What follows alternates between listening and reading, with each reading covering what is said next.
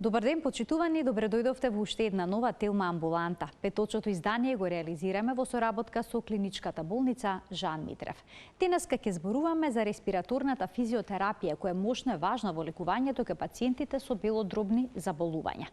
Незината цел е да се отворат дишните патишта, да се исфрли секретот и болниот што поскоро да ја врати силата и физичката активност.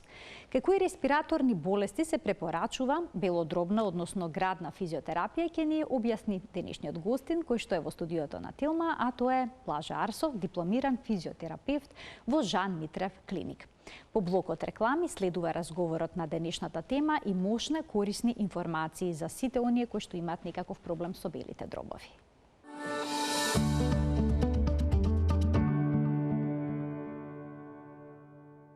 За респираторната физиотерапија денеска зборуваме со Блажа Арсов, дипломиран физиотерапевт во Жан Митрев клиник. Добре ни дојдовте во студиото на Телма и добар ден. Добар ден, добро ве најдов. Одлично се чувствам. Баш ми е драго. Ќе зборуваме за една не толку секојдневна тема, бидејќи кога ќе помислиме на респираторни болести, обично тоа не го асоцираме со физикална терапија. Па може ли физиотерапијата да помогне кај респираторните, односно белодробните болести? За жал, да, повеќе се третираат пациентите со фармаколошки, да кажем, решенија, со антибиотици и други фармаколошки третмани, но да, респираторната физиотерапија треба да биде во првиот ред во комбинација можеби со фармаколошките решенија во третманот на белодробните заболувања, во зависност од тоа кој тип на заболување ќе биде предмет, да кажеме, на третирање. Што е точно респираторна физиотерапија? Како се објаснува? Можеме да го поделиме на неколку, да кажем, ајде, како назив за да може луѓето да разберат. Респираторна физиотерапија тоа е еден назив кој што во последните десетина години се почесто се употребува. Станува збор за, да кажеме, белодробна гимнастика, ако може така се каже. Значи станува збор за третман на белодробието од аспект на физиотерапевти, каде што се применуваат определени респираторни техники за подобрување на белодробниот капацитет.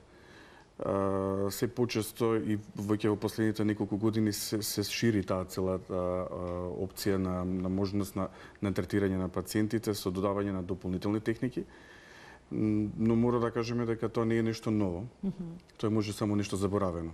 Заради тоа што можеби нема недоволно физиотерапевти на секој оддел. Така почнало да се применува сето ова на почетокот на минатиот век, колку што апсолутно не е нешто што ние го измислуваме, ние само треба да го усовршиме и да го унапредуваме и да редовно се користи. Моје лично мислење дека треба на секој хируршки оддел да има да има физиотерапевт кој што ќе спроведува респираторна физиотерапија. Без разлика на возраста, да кажам, и од мали деца и до возрастни, секаде има потреба од респираторна физиотерапија, каде што е засегнат белодробниот систем. Кај кои болести, респираторни болести, белодробни болести, обично се применува сето? Значи, првен да почнеме да кажеме од некои си состојби како што се аталектаза, кои што се како постхируршки, или можеби не мора да бидат постхируршки, може да бидат пациенти кои што се недоволно физички активни, па развиваат аталектази, пневмонии, хронична обструктивна... се тоа може се примени. Кога има многу секретини, може да се изфрли. Хронична обструктивна белодробна болест, например, белодробен емфизем, цистична фиброза, во последно време слушаме и за се почесто по медиумите. Тоа се, да кажем, еден широк спектар на белодробни заболувања. Многу често може да се случи, да кажеме, пациенти кои што имаат и други заболување, но ќе развијат респираторни компликации заради недоволно, речеме, физичка активност, недоволно спроведена мобилизација, пациенти, да кажеме, кои што имаат мозочен удар, пациенти кои што имаат вградување на тотална ендопротеза на колен и на кол, кои што не биле соодветно третирани или навремено мобилизирани за различни причини, може да развијат и дополнителни белодробни компликации, ние така ги викаме, бидејќи всушност не е примарно тоа. И секаде во овие работи во овие диагнози кои што ги спомнав или состојби, има потреба од респираторна физиотерапија. Понекогаш тоа се само определени техники, да кажеме, во комбинација со мобилизација, со мобилизирање со пациентот. На пациентот има малку поспецијални, да кажеме, техники, каде што има потреба од евакуација на белодробен секрет, кај што тој секрет го ограничува дишењето, имаме ниска периферна сатурација, така да се прави една проценка од страна на физиотерапевтот и докторите на одделите. Ако збориме сега, биќува физиотерапија не мора да биде врзана само со примена во болнички услови. Значи може во домашни услови се применува. Респираторната физиотерапија би ја поделил во три сегмента, ви кажеме, болнички услови, може да биде амбулантска респираторна физиотерапија и домашна физиотерапија. Во болничките услови ги најчесто ги работиме пациенти кои што се или на пролонгирана механичка вентилација, интензивна нега. Да кажеме на интензивна нега, каде што имаме пролонгирана механичка вентилација, каде што пациентот со помош на респираторна физиотерапија се одвикнува и од користењето на самиот респиратор на кој што е поврзан. Може да се користи за евакуација, како што рековме, на белодробниот секрет, за да подобрим белодробниот капацитет, да подобрим периферна сатурација. Значи се прави една проценка во зависност од тоа каде е пациентот, да кажеме, во тој момент. Домашната рехабилитација најчесто се спроведува од страна на пациентот, бидејќи ние ги едуцираме што може да се направи во домашни услови. Пациентите или блиските на пациентот, што може да се направи, нормално дека тоа се прави со некаква контрола од физиотерапевт, дали тоа ќе биде 2 пати во неделата или 3 пати, во зависност од потребите и состојбата на пациентот. Многу е тешко да се даде точно дозирање, да кажем, биќе респираторна физиотерапија.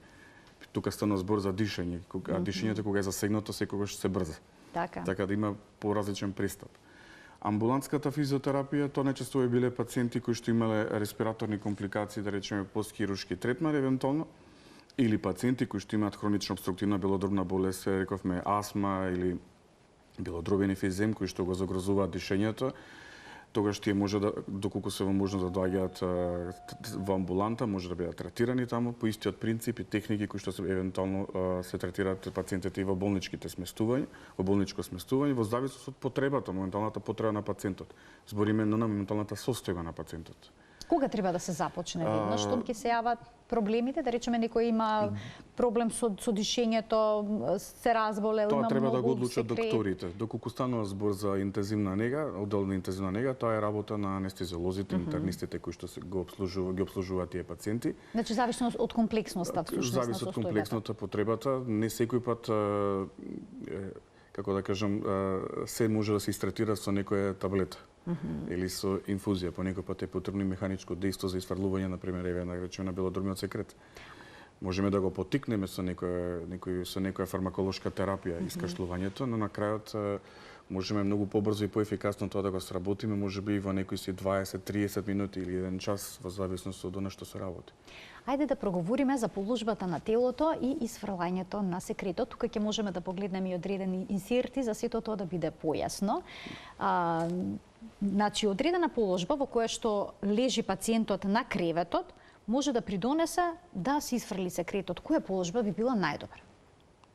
Тоа е индивидуално. Прво вака. Значи не е толку едноставно. Доколку станува збор за, почнеме од болничкиот пристап, доколку станува збор за болнички пациент кој што е во болнички. Некои фотографии тука можеме да ги видиме во програма се емитуваат, лажат во мониторот.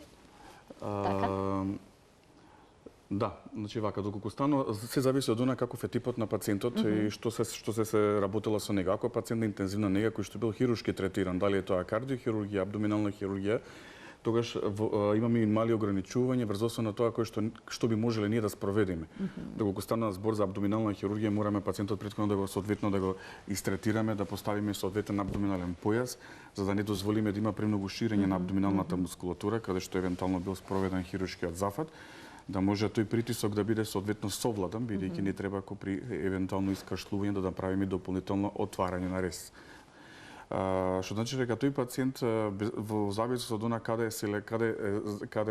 најмногу има, да речеме, белодробен секрет, ние ќе мора да најдеме соодветна позиција како тоа да го изведеме, да не го нарушиме и неговиот, да имаме во предвид и неговата хируршка интервенција која што била изведена можеби пред 24 часа.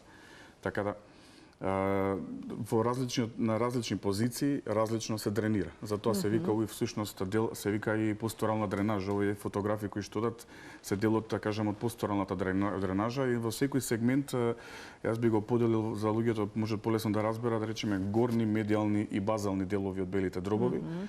И во секој од овие три сегменти на белите дробови во различна позиција може да се издренира. Сега, како што реков, ако станува збор за кардиохируршки, абдоминален или некој си друг некоја друга хируршка интервенција каде што е нарушена целовитоста, да речеме, на абдоминалната мускулатура или на градната коска горе, тогаш е потребно да се внимава. Таму се употребуваат можеби дополнително други техники како дополнување на посторалната дренажа, за да можеме поефикасно да ослободиме повеќе од дишните патишта.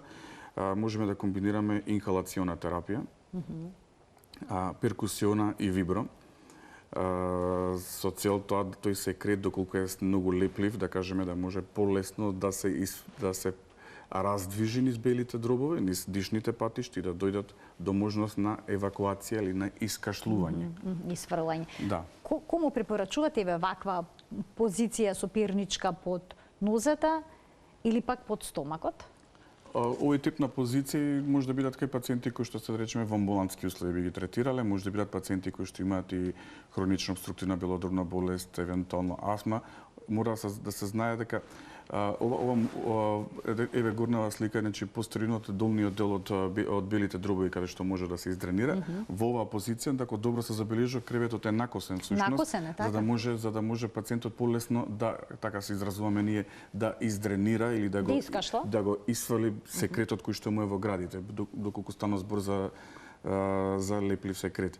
Во овие позиции може да се дополнат, како што реков, со перкусиона терапија, вибротерапија или можеби народски познато и сигурно луѓето многу често го користеле, тоа е едно тапкање на градниот кош. Да, децата ги тапкаме вака по грбчето кога им се полни. За да го поттикнеме. Зошто е важно во оваа позиција да биде дланката? Низ овие низ двете шаки всушност поминува воздух, кога ќе почнеме да го правиме ова како движење на самиот граден кош и го предизвикуваме раздвижувањето на белите на секретот кој што е во определен сегмент.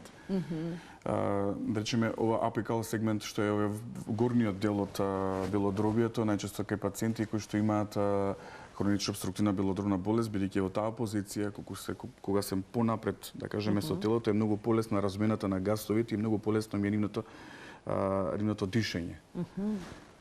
Така да има со перничка во овој дел? Да, може со перничка. Перничката може да се употреби во различни ситуации кога имаме, речеме, некој пациент кој што се може 5 до 10 дена постоперативно абдоминално за да може да направи дополнителна компресија. Рековме дека тие пациенти може да користат и дополнително појаси. Така. Зашто знаеме дека при секое искашлување, интраторакалниот притисок, тој се шири градниот кош внатре, може да предизвика дополнителни проблеми внатре и нормално пациентите чувствуваат болка, оние кои што биле, да речеме, хируршки третирано и не се, искрено кажано, секој пат многу среќни за тоа го прават веднаш, да кажеме, после операцијата во 24 часа или 48 часа. Но јас тоа го работам 15 години и можам да кажам дека ние на одделот интензивно лекување спроведуваме рана мобилизација и рана респираторна физиотерапија, ако може да кажам, уште 24 часа после кардиохируршка интервенција со цел да се ослободи белодробниот секрет од натре во белите дробови, доколку воопшто го има. И на пациентите им доделуваме. Така ова се веќе вежби, така? Респираторни вежби се ова? Да, респираторни вежби. Тоа е всушност еве го истото што го донесовте тука, се работи за спирометар. Ова е помагало за респираторни вежби, стана збор за потекнувачки спирометар, оно што може да се види таму. Пациентот треба да направи вдишување, длабоко вдишување помеѓу ова цевче и целта е да ги подигне трите топчиња, да ги задржи горе. Тоа нешто би личело на процес на нуркање, кога влегуваме во вода, зимаме длабоко воздух за да можеме да останеме подолго време под вода. Овде ние пациентите ги замолуваме тоа да го направат од прилика некои 2 до 3 секунди да ги задржат. Така. Пациентите кои што немаат проблем со белодробниот капацитет, брзо ги совладуваат вежбите и ги подигнуваат трите топчиња уште на почетокот. Доколку некој пат сега во зависност со состојбата на некои пациенти и нивните коморбидити претходно од респираторен аспект, им е потребно и подолго време за да ги совладаат респираторните вежби. Значи станува збор за продолжителен инспириум, кога ќе со целта да ги задржа трите топчиња горе. Идејата е да ги задржа трите топчиња горе. Колку време се спроведуваат овие вежби? Во аспект, мислите на временски период, колку пати треба да го повторат Така, во да. текот на денот? Во текот на денот. Па тоа е една бројка која што малку остава така впечаток кој ќе ми каже на пациентите, станува збор за 400 повторување. 400 повторувања во повторување. Но ние кога дишеме во текот на денот не размислуваме колку пати земаме воздух, нели? Но овде бидејќи идејата е да ги разбудиме респираторните мускули, да го евакуираме белодробниот секрет доколку имаме во градите, нормално за да го одржиме белодробието чисто после операцијата е многу битен момент. Треба да се прави малку почесто тренирање. Се препораките да се направат од 300 до 400 повторувања, има различни студии каде што пациентите прават и од 500 до 600 повторувања. Станува збор за повторување во текот на 24 часа, да се разбереме, не станува збор за повторување во еден час. Препораката е да се направи серија можеби од 10 до 15 повторувања со пауза од 10 до 15 секунди после секое подигнување на топчињата. Значи, она што го кажувам, најчесто ова не е олимписка игра, не е спортско помагало за спорт, туку е помагало за спроведување на респираторни вежби и како секоја друга терапија и ова се има соодветно дозирање. Така. Префорсираното тренирање, да кажам, со ова и забрзаниот ритм може да го забрзи и ритмот на срцето, а знаеме дека тоа не е потребно после спроведена кардиохируршка интервенција, например. При тоа го следите пулсот со Апсолутно, ова апаратче што го донесовте тука? Ова апаратче всушност е пулсен оксиметар и кој што врши голема работа кај физиотерапевтите кога работат со пациенти во амбулантска физиотерапија или во домашни услови. За оние што работат во болнички услови немаат потреба нешто специфично од ова, бидејќи имаат и мониторинг на интензивна нега, па ги користат податоците од самиот монитор. Да. Се поставува на прстот, се поставува вклучува. на прстот, се почекува неколку секунди, самиот уред започна да се мери и ја дава, да речеме, ги дава првите резултати од периферната сатурација и нормално дава и срцова фреквенција или пулс. Ова се два параметри кои што можеме да ги добиеме многу брзо. Оно што испуштив да го кажам можеби на почетокот е многу битно. Докторите ја даваат насоката за спроведување на респираторна физиотерапија или рана мобилизација кога станува збор за болничко лекување, но сепак постои една физиотерапевтска проценка која што мора секој физиотерапевт да ја спроведе пред да започне со работа кај овој тип на пациент. На што се темели таа? Значи тука се станува збор за собирање на податоци, ако може така да кажам, значи се обработува периферната сатурација, се обработува пулс, се обработува податоците од притисок, нели?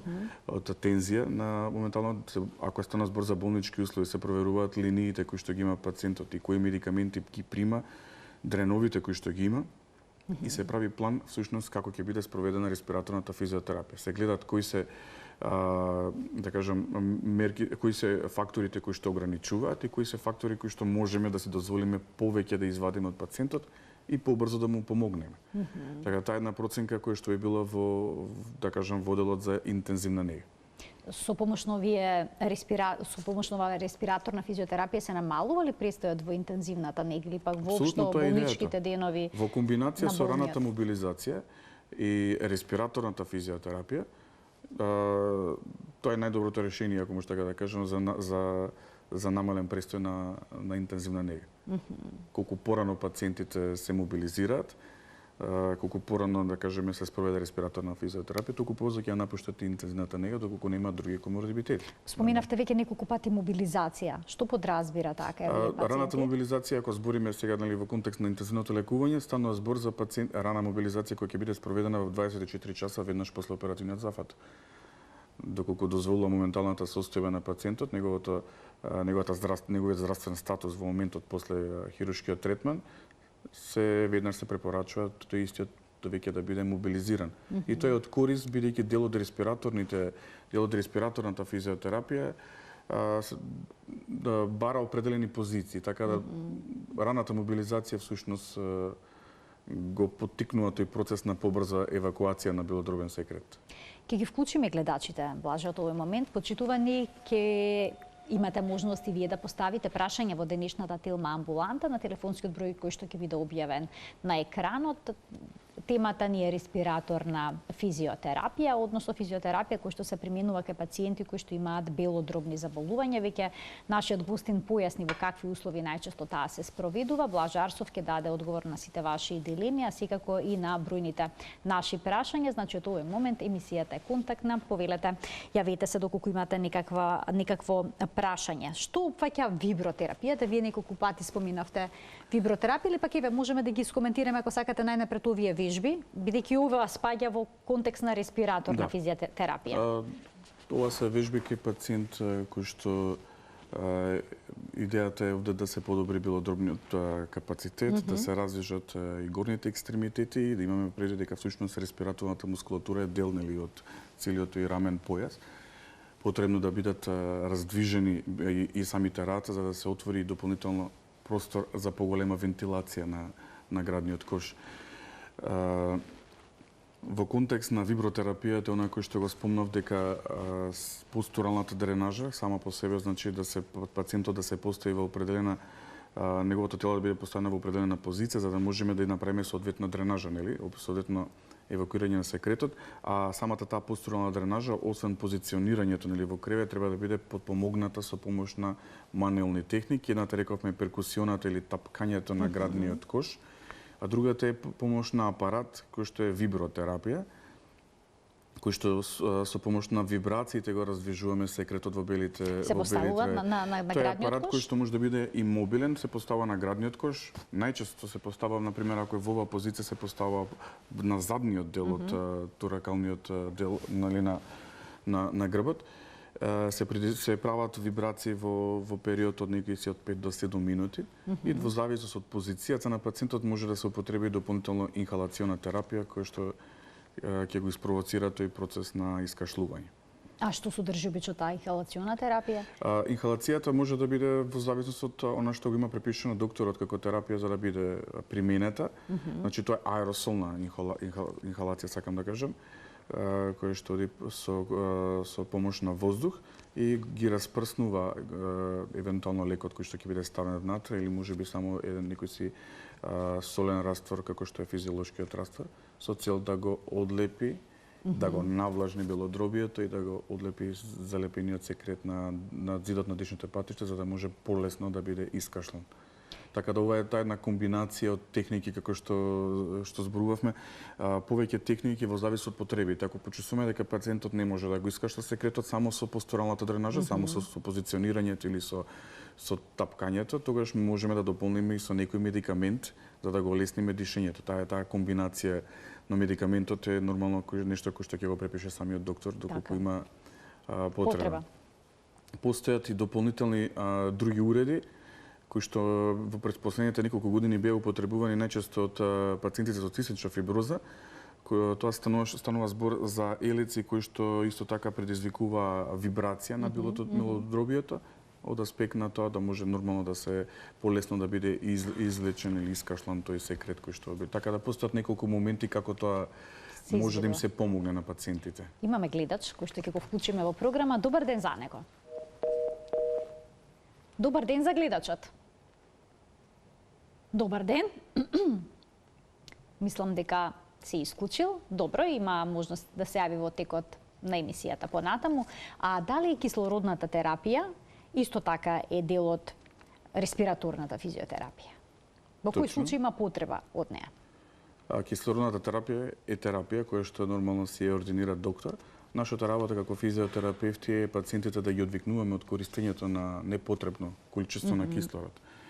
Што сакам да кажам, пациентите кои што се да кажеме на кислородна терапија во домашни услови, има различни типови на пациенти кои што некои се кислородно зависни, некои се повремено имаат потреба од кислородна поддршка. Новија пациенти, ние и на двете групи од пациентите имаме задолжение да им помогнеме полесно да се справат. Јас би почнал од друг момент. Кислородната терапија кога се дозира, се даваат под нормално од страна на доктор. Но може да се случи и да се дозира повеќе од она што е потребно.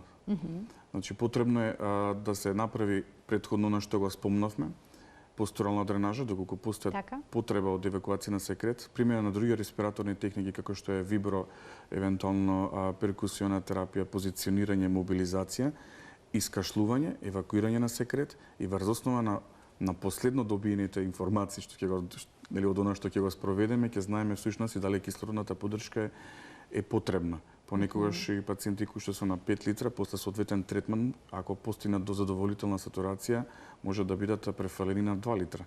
Нормално во координација со доктор, нели? Така да таму е нашата улога како физиотерапевти. Оние пациенти кои што повремено имаат потреба од кислородна поддршка, значи да кажеме во последните 5, 6, 10 дена заради некаков оперативен зафат или можеби некоја мозочен удар или нешто слично, ние треба да им помогнеме со нашите техники и мобилизации да тие пациенти ги одвикнеме од употреба на кислородна поддршка.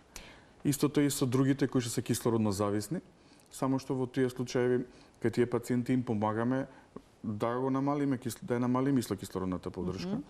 И нормално доколку има опција да се оди кон неизино исклучување, пациентите да можеме да ги активираме или да бидат се повеќе мобилни.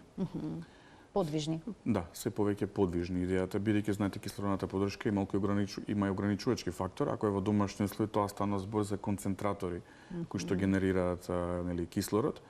Нормално тие се мобилни, но не може да ги качите по скали во исто време да се движат. Има и уреди кои што се мобилни, да кажам, кои што се носат и како ранче за да можат пациентите да се движат. Но тоа кај нас е многу скапа опрема во Македонија, да кажам. Така да ретко се применува. Ретко се применува, да. А дали на пациентите им покажуваат одредени техники за искашлување? Постои ли нешто такво, бидејќи на интернет може да се најдат и такви видеа? Апсолутно, техники за тоа исто се потикнати и тие техники всушност се спроведуваат и од страна на физиотерапевти. Ние да ги учиме како тоа да го направат со употреба на определени звуци кои што нели ќе направат кои што ќе го испровоцираат искашлувањето, но тоа ќе биде последниот сегмент. Првин се тоа за кој што зборувавме, спроведувањето на респираторните вежби, постојат различни респираторни вежби, не мора да бидат само со потикнувачки спирометар, може да бидат со вежби кои што ќе бидат употребени ПЕП, позитивен експираторен притисок, значи моментот на експириум, моментот на издишување, да чувствуваат отпор, кој што ќе предизвика, да кажеме, зголемување на експириумот. И имаме вежби кои што во комбинација со ПИП имаат можност да се достават, тоа се помагала, кои што за жал ги немам за да ви ги покажам, но лесно достапни се на интернет, во кој што имаат едно топче на средина кој што предизвикува вибрации, па сите тие вибрации преку самото вдишување и издишување се пренесуваат во белите дробови, го раздвижуваат секретот и помагаат полесно да се искашла. Така да постојат најчесто се употребуваат, да кажам, помагала за спроведување на респираторни вежби, но може да се употребат и најчесто длабоко вдишување со задржување на воздухот во белите дробови. Значи некоја техника за дишење, тоа е така? Кој што прави всушност некои си 2 до 3 секунди и со прилепени усни полека да го издишеме воздухот. Тоа би рекол еден природен позитивен крајен експираторен притисок би било.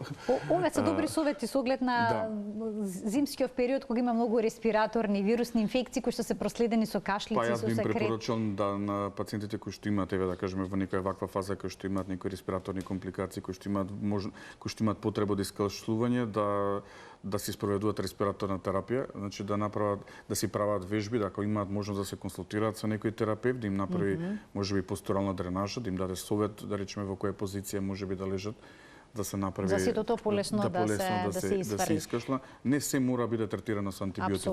Апсолутно. Ако можам да кажам, не велам дека не треба, но велам дека не се. Има и уште еден начин кој што може да помогне да се отворат дишните патишти, да се изфрли секретот. Долготрајното ќе се изразам запушување на белите дробови со секрет. Нормално ќе предизвика поголема инфекција. Но ако го евакуираме секретот порано, колку побрзо се отстрани, така да и антибиотикот ќе има многу голема работа. Имаме уште еден гледач кој што овој пат се надевам дека успешно ќе се вклучи во денешната Телма амбуланта. Добар ден за него. Добар ден. Ало, добар ден. Ве слушаме во програма, сте, повелете. Можете да прашаме едно прашање? Секако повелете. Може би јас сум одван темата, ама би сакала да прашам. Добро, јас сум оперирана од дојка. Добро. Уште не можам да правам шака, да стегам раката. Само ќе ве замолам да го намалите тонот на телевизорот, за да можеме нормално да комуницираме. Само секунда.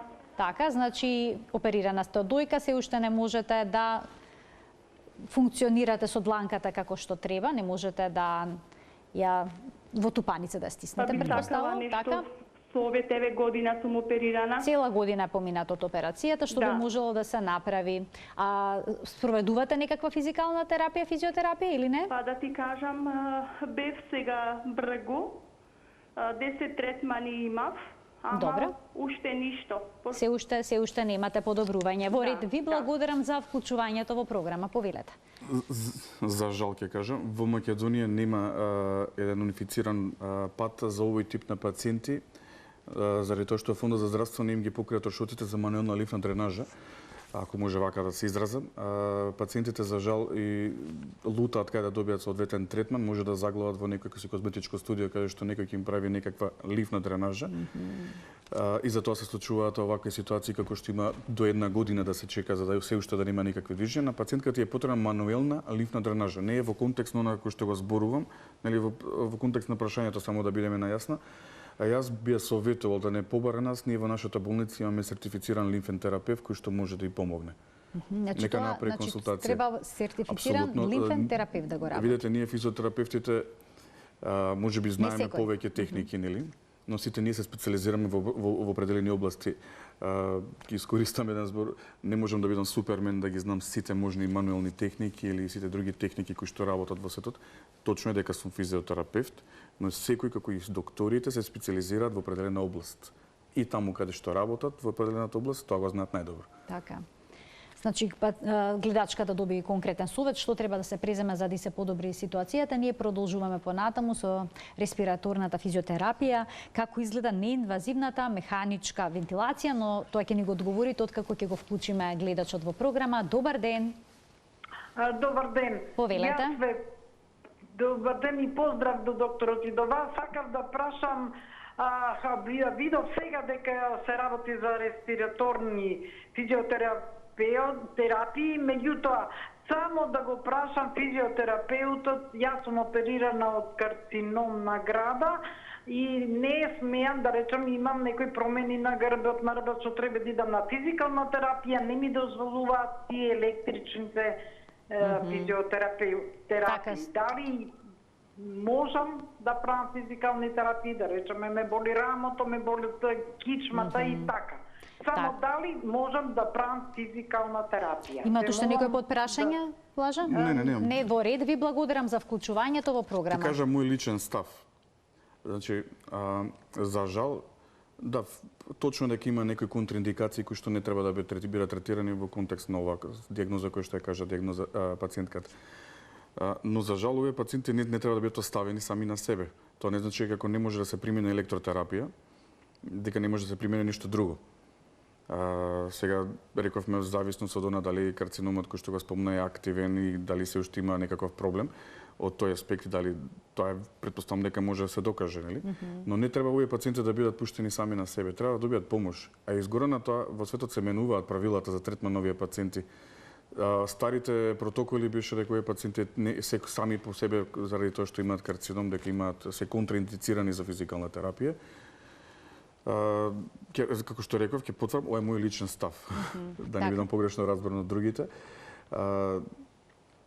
Треба пациентката да си добие физикална терапија, не е се во електротерапијата. Значи има и други техники, други можности кои што може да биде третирана. Не е во ред пациенти кои што имаат карцином, кои што биле оперирани, кога, да кажеме, тоа е завршена, ако било отстрането, да кажеме, да немаат право да доаѓаат или да бидат сработени од страна на физиотерапевт. Мој личен став. Така, имам уште двајца гледачи и добив знак, кои што сакаат да се вклучат во денешната емисија со прашања. Добар ден. Добар ден, ве слушаме. Јас сум Невена. Добар ден, Невена, повелете. Јас имам некој хроничен бронхитис, кој што ми беше поправо акутен, баш со многу силна обструкција. И примав една доза сумамет. Не беше доволно, потоа уште една доза сумамет и се уште не беше доволно, а после уште 5 нелорени. Така си уште сте на антибиотска терапија? Да, и уште чекам, уште утре, например, со ампула, па од понеделник да видиме со тоа што Она што зборуваше докторот, нели, обструкцијата е силна и се подобрува. Да, меѓутоа има постојано некое крчење и Па сега ви интересира шумно дишење. дали може да се примени кај вас респираторна физиотерапија? Па да, Предпоставам тоа ви е кој вид прашањето може за да имате некакво подобрување. Ви благодарам за вклучувањето во програма. Би било добро да прегледа некој од нашите доктори, ако можам Така. така да кажам, бидејќи сепак ова е телефонски разговор, да се направи проценка, ние сме на располагање. Мислам дека може да се сработи ова кој што го кажа господијата. Уште еден гледач ке вклучиме. Добар ден. Добар ден. Повелете. Ке ви молам да поздрав до докторот и до вас, телевизија Телма. Така, ви благодарам.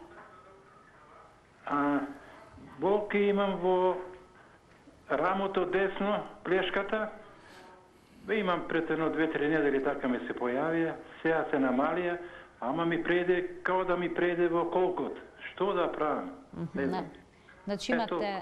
Добро, ви благодарам за вклучувањето во програм. Излегуваме малку од денешната тема. Што советувате при болки во колки во рамо? Што да се преземе?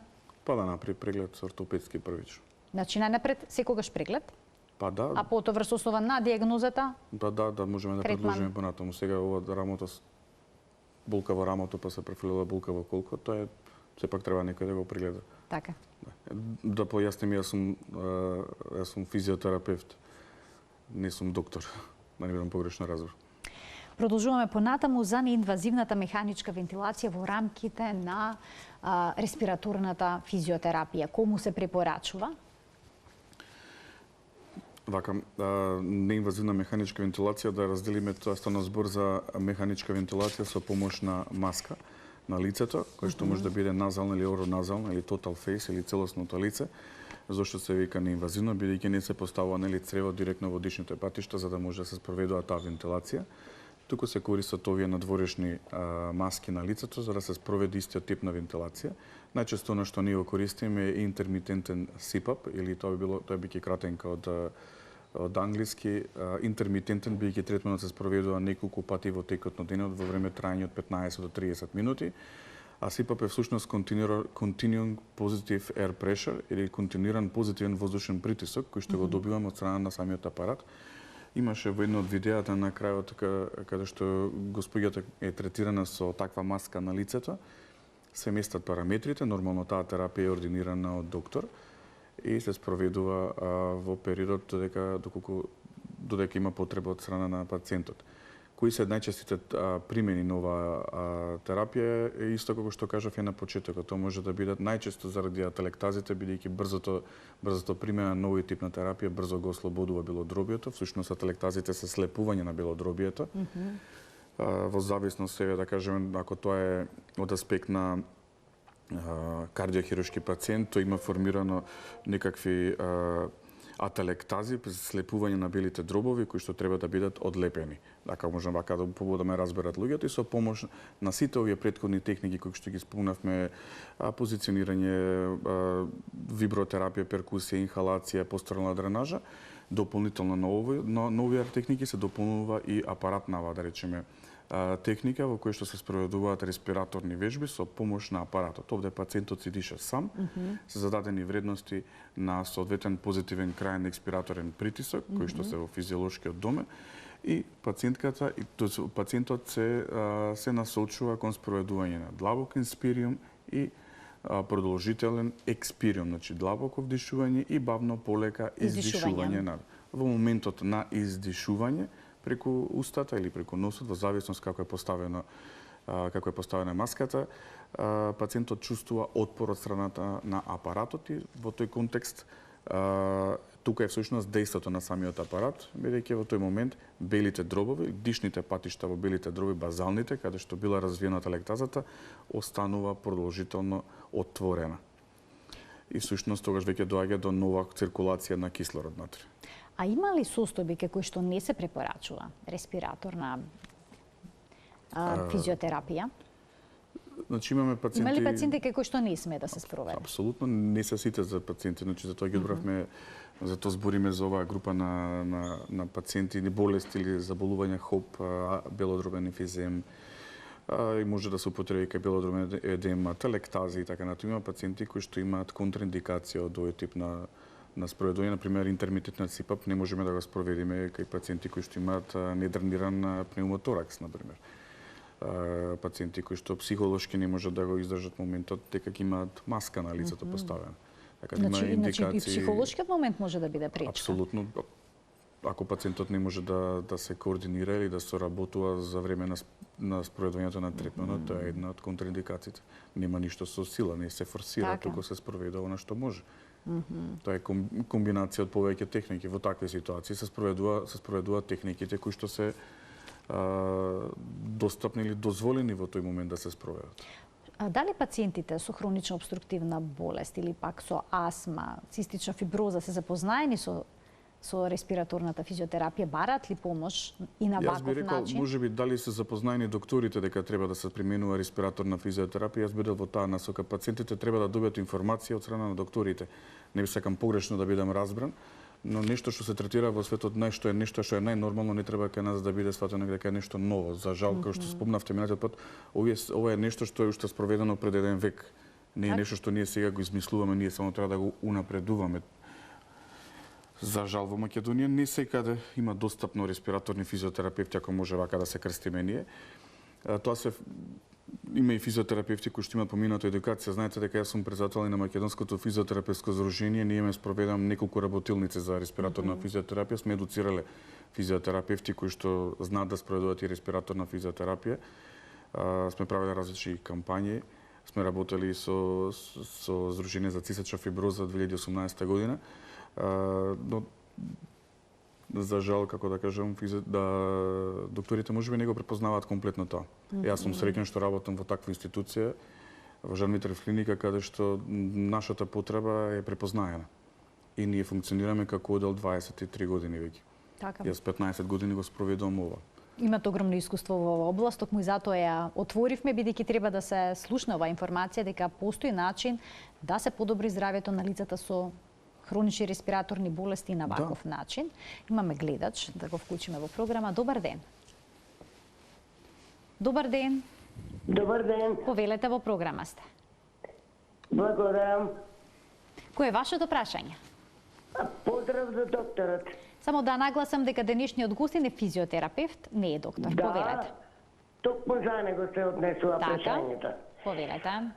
Јас сум жена на позрела возраст, 60 и кусур години. Така.